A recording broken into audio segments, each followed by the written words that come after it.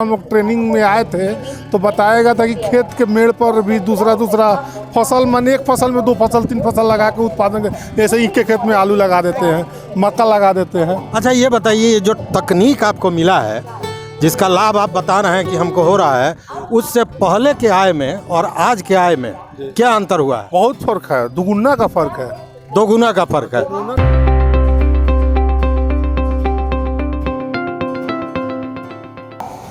नमस्कार, अभी हम हैं पूर्वी चंपारण के पिपरा कोठी में। पिपरा कोठी जहाँ कृषि विज्ञान केंद्र है और कृषि से जुड़े हुए कई संस्थान हैं और इसी के चलते पिपरा कोठी को किसानों का तीर्थ स्थल कहा जाता है। आज यहाँ एक 3 दिवसीय महोत्सव का उद्घाटन हुआ है जिसका नाम है पशु आरोग्य सह कृषि उन्नति मेला एवं उद्यान महोत्सव। इसका उद्घाटन किया है केंद्रीय पशुपालन मंत्री जो हैं, मत्स्य पशुपालन मंत्री पुरुषोत्तम रूपाला जी ने। इस अवसर पर यहाँ के सांसद और पूर्व कृषि मंत्री राधा मोहन सिंह भी थे, अन्य कई मंत्री थे जिसमें मंगल पांडे जी थे जो स्वास्थ्य मंत्री हैं बिहार सरकार के, गन्ना किसान एवं विधि मंत्री प्रमोद कुमार थे। लेकिन सबसे पहले देखिए कि क्या कहते हैं इस अवसर पर रूपाला जी जो कृषि केंद्रीय मंत्री हैं, सुनिए इनको। पशु आरोग्य मेला पहली बार 2005 में हमारे प्रधानमंत्री जी गुजरात के मुख्यमंत्री हुआ करते थे। उस समय पहला पशु आरोग्य मेला उन्होंने गुजरात में प्रारंभ करवाया था। उस मेले में हमें जब जाने का मौका मिला था तो हमें ये लगता था कि हम आदमियों के आरोग्य मेले तो देखे थे, लगे थे, करवाते थे, इसमें क्या होगा। ये सारी बातें पशुपालकों से 2005 में मैंने सुनी थी। आज मुझे खुशी हो रही है कि मोदी जी देश के प्रधानमंत्री बने तो पूरे देश में पशुओं के आरोग्य मेले चल रहे हैं और देश के पशुओं का इस प्रकार से सारवार का काम चल रहा है। स्मरण कराना चाहता हूं, इस कोरोना वैक्सीन जिसने देश का आदमियों का जान बचाने का काम किया, आज तीसरी लहर में कल के अखबारों में समाचार था कि शंघाई बंद है, चीन में शंघाई बंद हो गया और हमने अपनी विदेश विभाग की कचेरी को भी वहां से निकलने के आदेश दे दिए। ये कल के समाचार हैं और चाइना के हैं। अमेरिका जूझ रहा है और तीसरी लहर से भारत बहुत ही कम नुकसानी के साथ बाहर निकल गया। ये वैक्सीनेशन का प्रताप है। वैक्सीनेशन से हमारी जान तो बनी देशवासियों की, मगर देश की शाख भी बढ़ी। मगर आप सबको बताते हुए भारत के पशुपालन मंत्री के नाते मुझे बड़ा गर्व हो रहा है कि मोदी जी ने जब कोरोना वैक्सीन देशवासियों के लिए मुफ्त जाहिर की, उससे 1 साल पहले भारत के पूरे मवेशियों के लिए वैक्सीनेशन मुफ्त देने का ऐलान कर दिया है। 1 साल पहले और 13,000 करोड़ रुपए का प्रावधान करके हिंदुस्तान के सभी मवेशियों को हम राज्य सरकारों की सहायता से पीएमडी और सोलिसिस के लिए वैक्सीनेशन का काम करवा रहे हैं।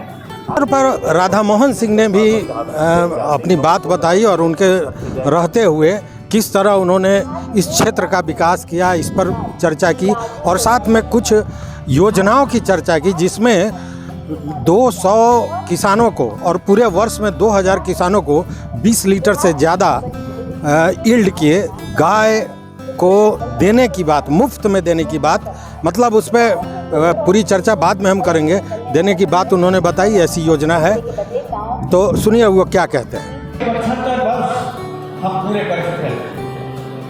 हम सभी भारत की आजादी का अमृत महोत्सव भी मना रहे हैं। अब हमको एक बात ध्यान में लाना है कि 75 वर्ष तक हमने क्या किया है। 75 अधिकार की लड़ाई लड़ी। प्रधानमंत्री जी का आह्वान है कि आजादी के जब 100 वर्ष पूरा करेंगे 2047, तो हिंदुस्तान दुनिया का सर्वश्रेष्ठ देश बनकर उस समय रहेगा। तो फिर इसके लिए आने वाले 25 वर्ष में क्या करना पड़ेगा? क्या अधिकारों की ही लड़ाई लड़नी पड़ेगी? तब हम 2047 में देश को सर्वश्रेष्ठ देश नहीं बना सकते।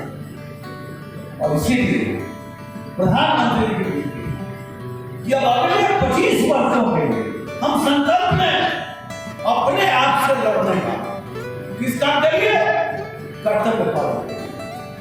कर्तव्य पालन के लिए हम अपने आप से लड़े और 25 वर्ष तक अधिकार के पीछे नहीं, कर्तव्य पालन के लिए संघर्ष करें। तब जाकर 2047 जब आजादी के 100 वर्ष होंगे तो हिंदुस्तान दुनिया का सर्वश्रेष्ठ देश जिस दिशा में बढ़ चुका है। मोदी सरकार आने के बाद कृषि बजट में बहुत बढ़ोतरी हुई।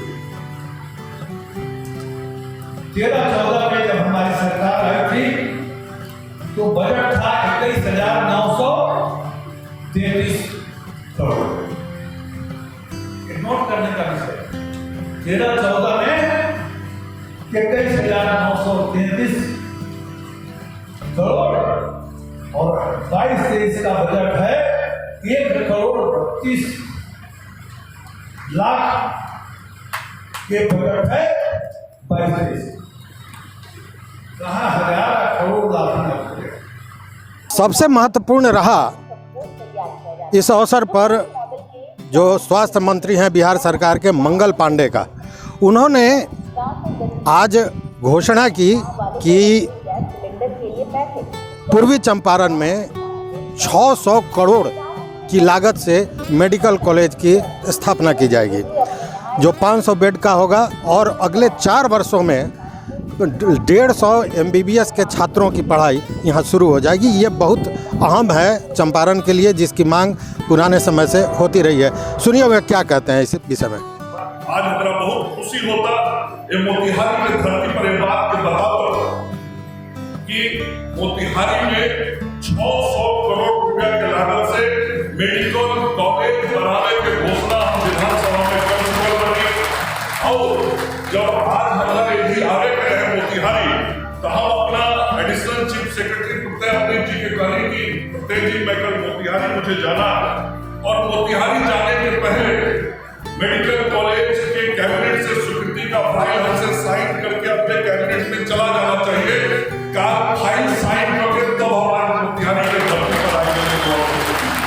अगला कैबिनेट में वो फाइल चल जाएगी और 500 बेड के अस्पताल जैसे प्रमोद जी कनी 150 सीट के MBBS के कॉलेज के बने के काम शुरू हो जाएगा और अगला 4 साल में ये पूर्वी चंपारण के धरती पर राधा मोहन जी जो इतना बढ़िया चीज है जी पहले बनी पशुपालन के क्षेत्र में उसमें मेडिकल कॉलेज, एक बढ़िया मेडिकल कॉलेज 600 करोड़ रुपया के लागत से मोतिहारी में बन जाएगी।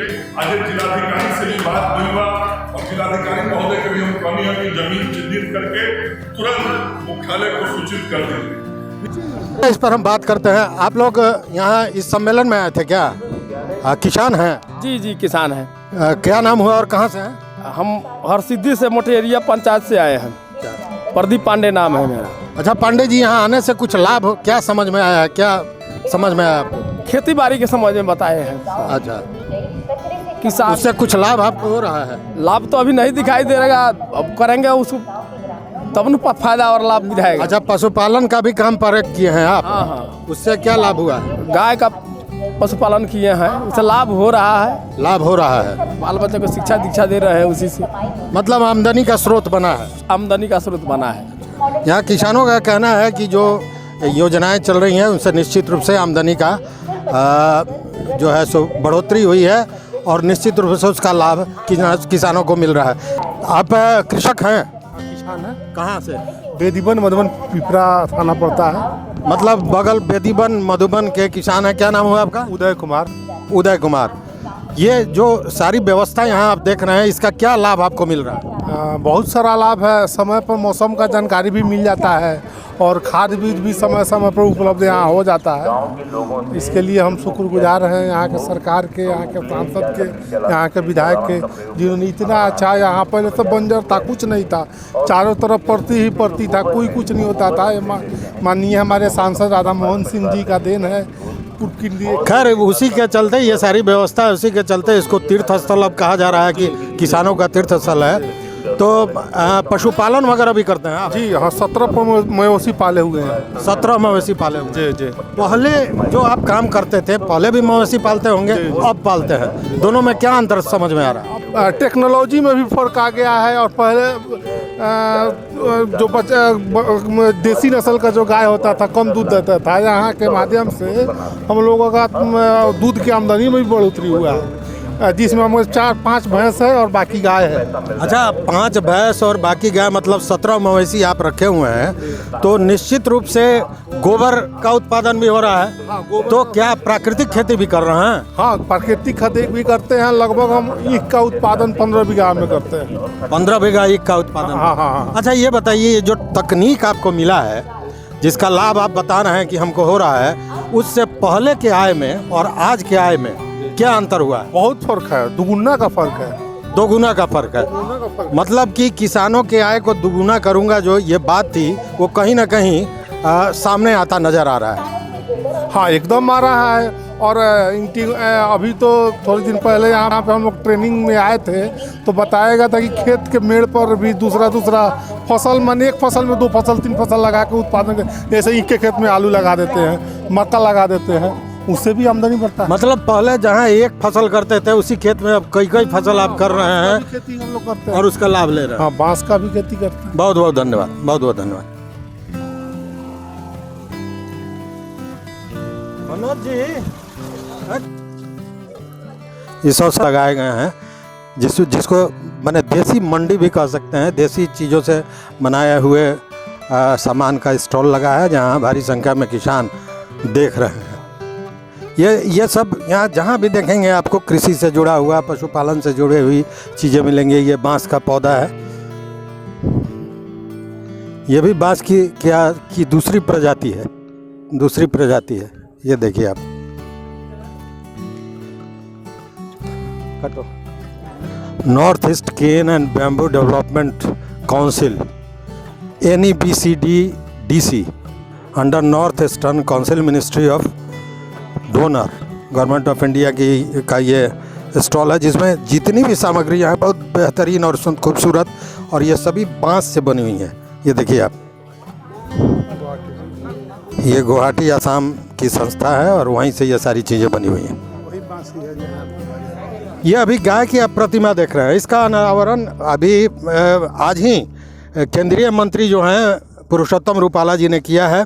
और आप देखें, गाय की बात इसलिए हो रही है कि आज उन्होंने अपने वक्तव्य में ये भी कहा है कि अगर प्राकृतिक खेती करना है तो उसकी शुरुआत गाय से ही शुरू होती है। तो गौपालन में क्या लाभ है, चूँकि एक गाय मतलब 1 एकड़ खेती, उस गाय से प्राकृतिक खेती की जा सकती है, उस गाय के गोबर से और सारी चीज़ों से। दूसरी बात, अभी कोरोना काल में जो इम्यूनिटी की बात आई है, वो सामने आया है कि गाय का घी, गाय की दूध और गोथन से जो भी पदार्थ पैदा होता है उन सारे चीज़ों में है।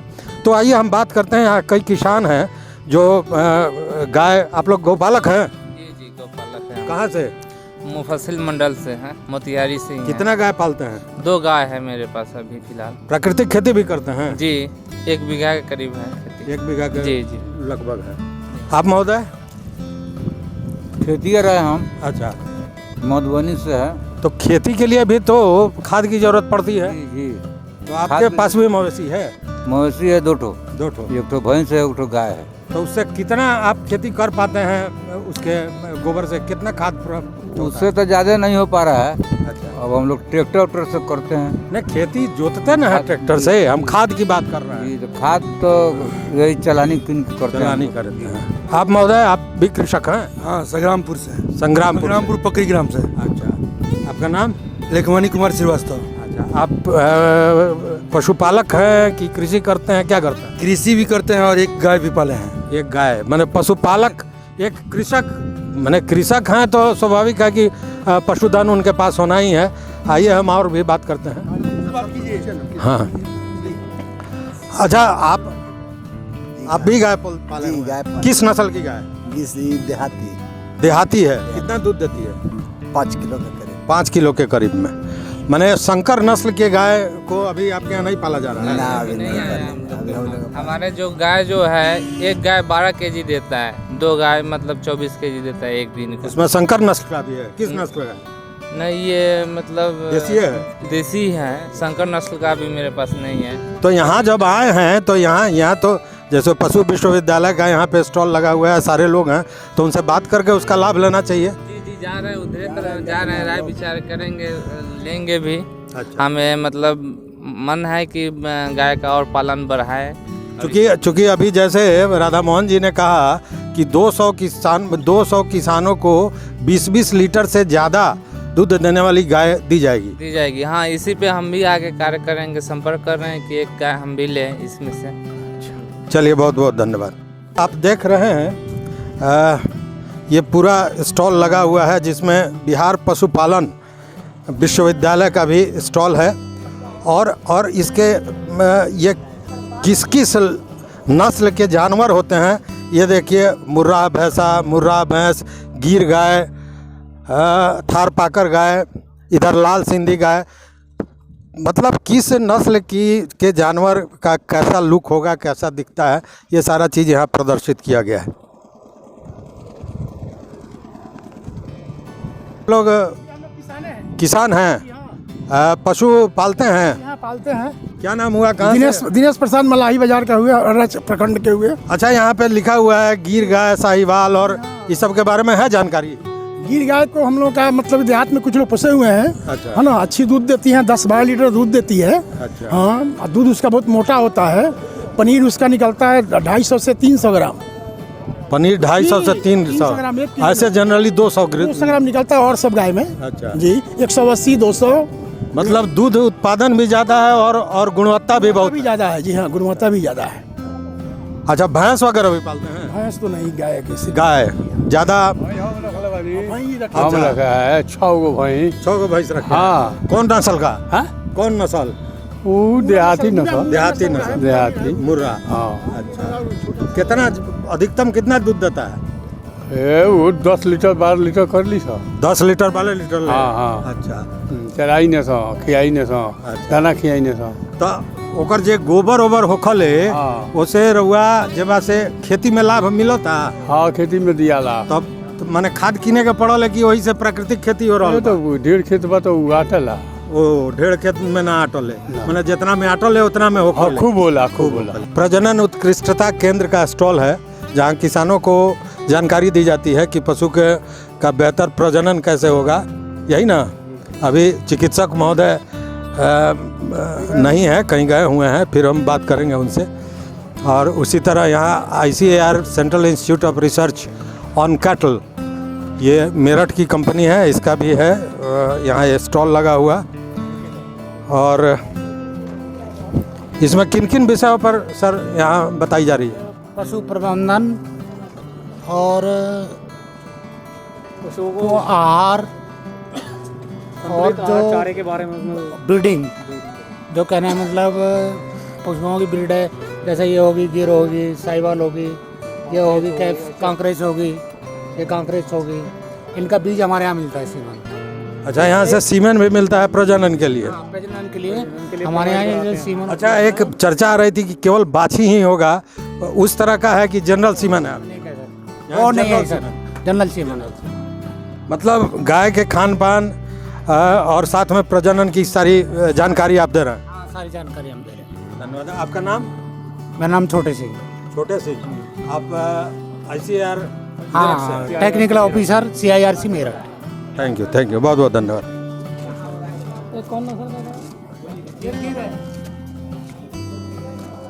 मत्स्यिकी महाविद्यालय, अभी हम मत्स्यिकी महाविद्यालय का जो काउंटर है यहाँ है। देखिए, ये जल के जो जंतु हैं, सीप वगैरह, उसी से बना हुआ है ये उत्पादन है। और सबसे बड़ी बात है यहाँ दिखाया गया है ये झींगा, है ना। महाझींगा मीठा जल में जो होता है महाझींगा, ये मछलियों को दर्शाया गया है। और ये गैंची की बात उस समय हो रही थी ना, कि गैंची मछली पर बाज़ाब्ता यहाँ बहुत बड़ा शोध हुआ है। चूँकि गैंची मछली के बारे में बताया जा रहा है कि आम मछली से दुगुने कीमत का है, इसके विषय में बताया जा रहा है। इसके यहाँ कोई विशेषज्ञ हैं क्या? यहाँ कोई विशेषज्ञ नहीं है। दिक्कत यही है, ये इंस्टॉल लगाए जाते हैं लेकिन इसकी उपयोगिता कितनी है इसे आप देख सकते हैं। ये भारतीय कृषि अनुसंधान राष्ट्रीय डेयरी अनुसंधान संस्थान करनाल से है और इसका स्टॉल लगा हुआ है। यहाँ क्या क्या आपसे हम बात करना चाहेंगे। आपका क्या नाम हुआ? सतीश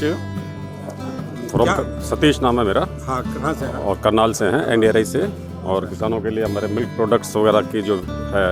अच्छा, आप लोग का मिल्क प्रोडक्ट है उसके बारे में भी बता रहे हैं। हाँ, यहाँ पे हम जो एनडीआरआई डेयरी से संबंधित जिस मतलब दूध प्रोडक्शन मिल्क प्रोडक्ट उसकी है जो हम वहाँ पे बनाते हैं। और हमारे वहाँ पे स्टॉल है, वहाँ पे काउंटर भी है, वहाँ पे सेल भी होता है ये। अच्छा, वहाँ से सेल होता है। यहाँ आप किसानों को क्या बता रहे हैं? यहाँ किसानों को हम हमारे क्या कहते हैं, हमारे कृषि विज्ञान केंद्र भी है। अच्छा, किसानों के लिए वर्मी कंपोस्ट है, उन्नत शीत किस किस्म है, जलवायु परिवर्तन है, हमारा कई प्रोजेक्ट चल रहे हैं KVK में, तो उसके बारे में जागरूकता है। ये संस्थान के निदेशक भी हैं और कृषि विज्ञान केंद्र के हेड हैं। पूरा बताइए नाम अपना। मैं डॉक्टर पंकज कुमार सारस्वत, कृषि विज्ञान केंद्र का अध्यक्ष, राष्ट्रीय डेयरी अनुसंधान संस्थान करनाल से। और ये 3 दिवसीय मेला में हम जो है अपना एनडीआरआई की टेक्नोलॉजी का प्रदर्शनी स्टॉल लेकर के आए हैं। और इसमें हमारे साथ मुख्य जो चीज़ें हैं, सबसे पहले तो एक डेयरी प्रोडक्ट्स हम जो है हमारा संस्थान जो बनाता है, जिसमें मिल्क के जितने प्रोसेसिंग के प्रोडक्ट्स हैं, घी है, बर्फ़ी है और दूसरे आइटम पनीर है। उसके अलावा जो एग्रीकल्चरल की टेक्नोलॉजी जिसमें क्रॉप डाइवर्सिफिकेशन पर आजकल बड़ा जोर है। और जैसा कि आप जानते हैं हमारे इस परिसर में आज जो मेला उद्घाटन हुआ, इसमें समन्वित कृषि प्रणाली पर बड़ी वार्ता की गई। हमारे केंद्रीय मंत्री महोदय जो आए, तो उन सब विषयों पर हम अपना पशुपालन पर भी बड़ी चर्चा हुई है। पशुपालन पर हुई है और ख़ास तौर से पशुपालन के साथ जो प्राकृतिक खेती वाला जो विषय है उस पर बहुत जोर दिया है। प्राकृतिक खेती में एक बात हुई है कि एक गाय मतलब 1 एकड़ खेती, प्राकृतिक खेती, जैसा वहाँ मंच से कहा गया है। उनका जो अभिप्राय है वो ये है कि हम एक गाय के साथ कितनी कम से कम खेती और एक पशु अपना देसी गाय, इसके साथ हम प्राकृतिक खेती किस हद तक सफलता के साथ चला पाते हैं। लेकिन हमको लगता है कि अभी जागरूकता की कमी है किसानों में इसको लेकर। तो ये जो मेला जो आज का जो आयोजन है 3 दिवसीय, इसका मुख्य उद्देश्य जागरूकता पैदा करना है किसान भाइयों के बीच में, जिससे कि प्राकृतिक खेती पर अपना ध्यान केंद्रित करें। और उसके जो आदान हैं जैसे जीवामृत, घनामृत, बीजामृत, ये सब जो है ना देसी गाय के जो गोबर है, मूत्र है, उससे ही पैदा होकर के बनते हैं। इसलिए इस बात पर बड़ा जोर है। हाँ, जागरूकता की बात हमने इसलिए कही कि कई किसानों बंधुओं से हमारी बात हुई है, तो गोपालन को या पशुपालन को तो बेहतर मानते हैं, लेकिन वो उससे जो प्राकृतिक खेती होती है उसके बारे में उनको जानकारी कम है। चूँकि यहाँ एक ट्रेडिशनल है कि गोबर हुआ और उसको हम खेत में डाल दिए बस, लेकिन उसका वैज्ञानिक तथ्य क्या हो गया, वैज्ञानिक प्रक्रिया क्या है, उसके बारे में उसके विषय में जानकारी कम है। तो इस पर कोई सेमिनार वगैरह भी होगा क्या यहाँ? नहीं, यहाँ पर जो तकनीकी सत्र चल रहे हैं उसमें प्राकृतिक खेती का तकनीकी सत्र है, उसमें बड़ी विस्तृत जानकारी दी जाएगी। विस्तृत जानकारी? हाँ, इसके साथ साथ और जो किसान भाई की किसी का कोई विशिष्ट सवाल है, कोई विशिष्ट अपनी जो है जानकारी चाहते हैं, वो तकनीकी सत्र में हमारे जो एक्सपर्ट हैं वो सब इन बातों का समाधान प्रस्तुत करेंगे। और तकनीकी सत्र अभी 3 बजे से चालू है। तो कहने का मतलब है कि कृषि से, पशुपालन से जुड़ी हुई कोई भी जानकारी किसान बंधुओं को चाहिए तो अभी जो ये चल रहा है 3 दिवसीय जो कार्यक्रम महोत्सव, इसमें जो सेमिनार्स होंगे उसमें वो अपनी जानकारी पूरी ले सकते हैं और अपने समस्या का समाधान कर सकते हैं। बहुत बहुत धन्यवाद सर। धन्यवाद महोदय। Thank you.